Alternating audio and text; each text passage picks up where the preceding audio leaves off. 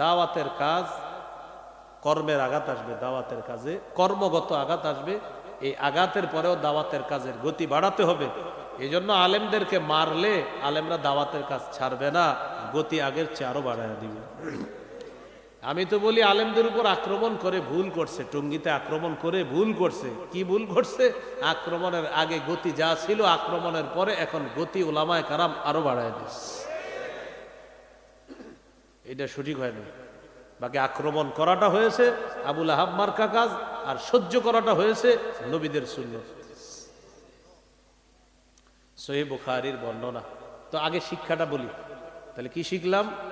আঘাত সহ্য করেও দাওয়াতের কাজ করা ছাড়া যাবে না। সহিহ বুখারীর 240 নম্বর হাদিস শুনেন। عن عبد الله بن مسعود رضي الله تعالى عنه قال بينما رسول